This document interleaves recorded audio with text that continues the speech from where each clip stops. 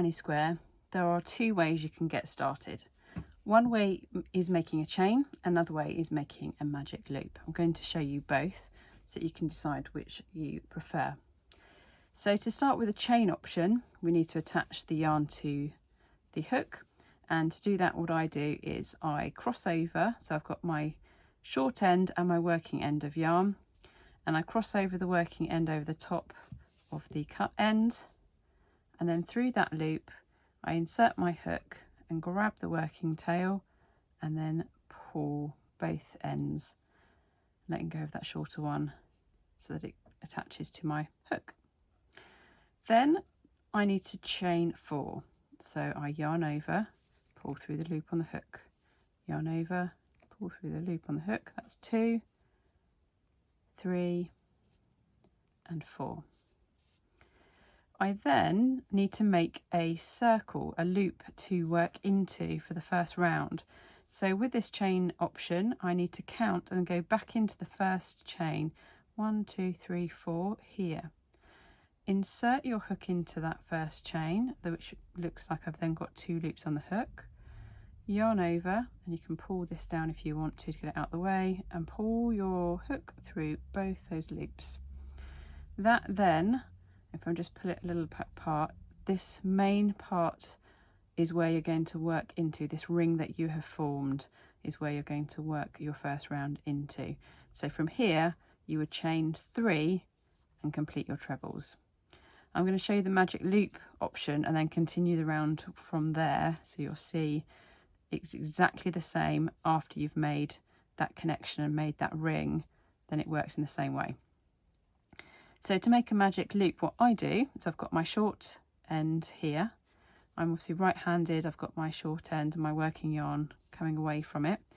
I again do the same thing of laying my working yarn over the top of the cut end, and I grab, putting the hook through the loop, grab that working tail, and that is essentially the magic loop.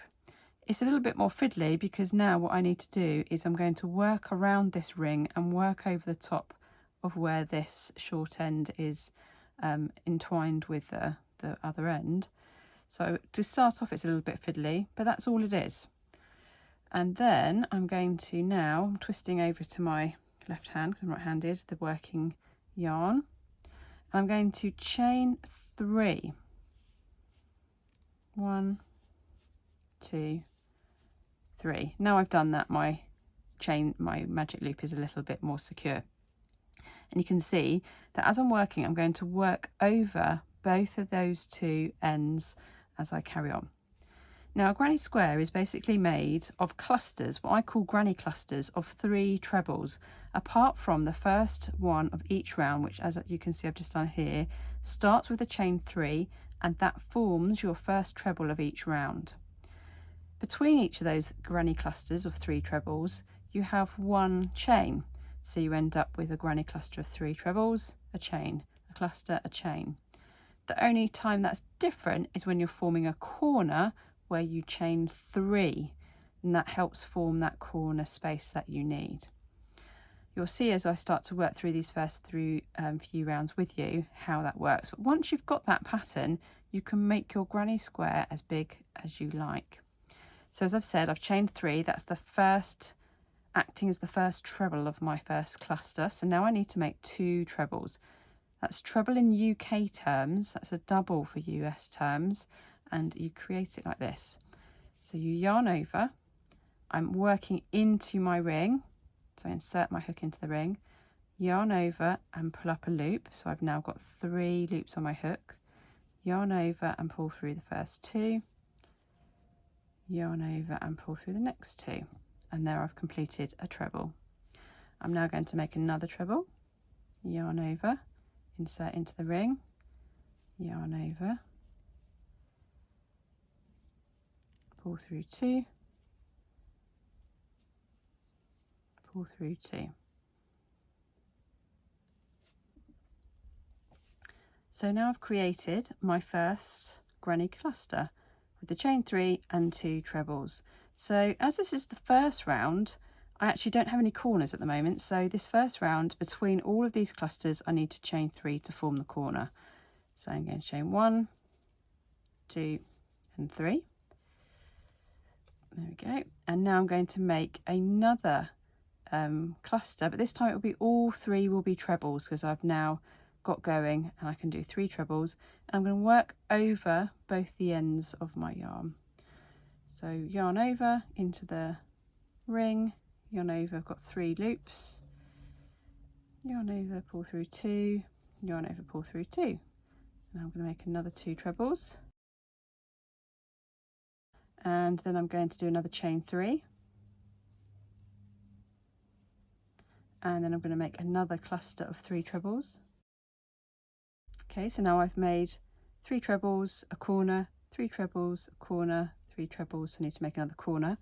You can see that my cut end is starting to get a little bit short and I don't want to lose it, so you can actually now start pulling that short end. You can see that's the benefit of a magic circle, that obviously I'm going to be able to pull this much smaller as I get to the end, but just by pulling it a little bit now I can still see the loop I'm working in, and it's just helping me get that a little bit longer so it's still available to pull when I get to the end. Now I need to do another chain 3,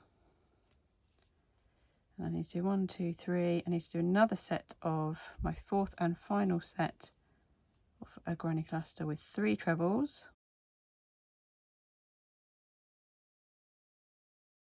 Okay, I've now done a cluster, so if you imagine like making a square, I need 4 corners, so I need the 4th corner with a chain 3, 1, 2, 3, and now I can pull my square much closer together, and you can see I can get it quite tight with a magic circle, sorry. And now I need to connect that corner to where I started. There's no chain there. So you can see that first chain 3 that I created. We're going to insert the hook into the 3rd chain. It's 1, 2, 3, which forms like I've got 2 loops on the hook. I yarn over and pull through both. That's a slip stitch. And that brings me back to the beginning. So now you can see I've made my first round with 4 trebles, and I've got the 4 corner spaces. Now as we carry on making this bigger, it's these corner spaces that we're going to work into to create the next rounds.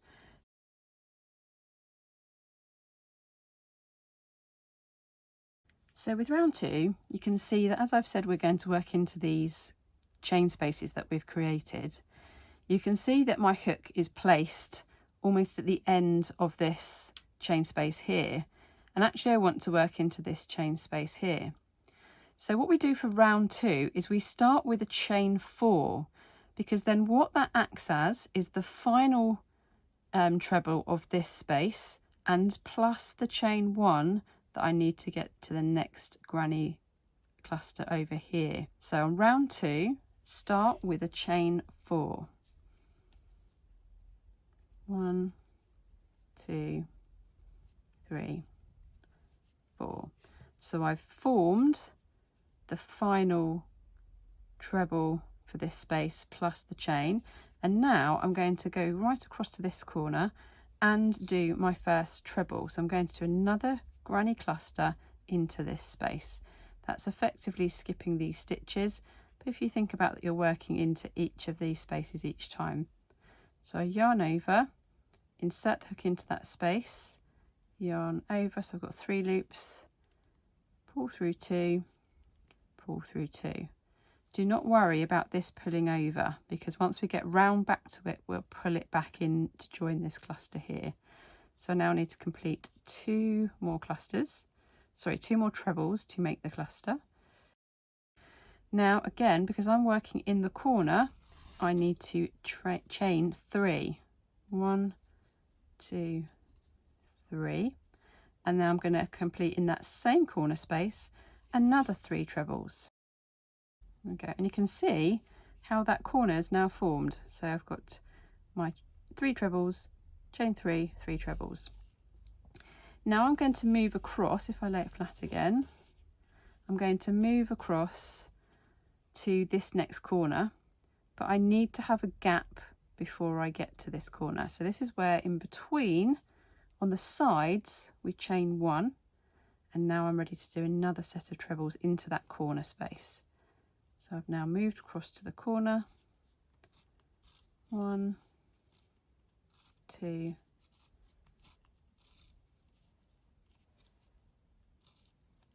3, and because it's the corner I need to chain 3 again.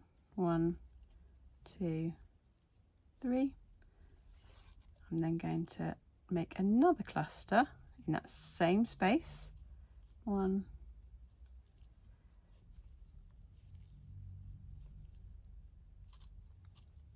2,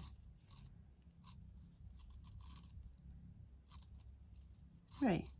So can you see there, look how, move that tail out of the way, it's starting to form. And this is starting the basis now of how a granny square works all the way throughout. So into the corner I made a treble, chain 3, treble, then I had a side gap, so I chained 1 between them, chain 3 trebles, chain 3, 3 trebles into the same corner space. I'm on the side, so I chain 1, and now I'm back to the corner where I'm going to do 3 trebles into the corner. And I'm going to chain 3, and in the same corner space I'm going to make 3 more trebles again, and then I'm on the side, so I'm going to chain 1 to get me back to this now corner, this final corner, so I'm going to treble 3,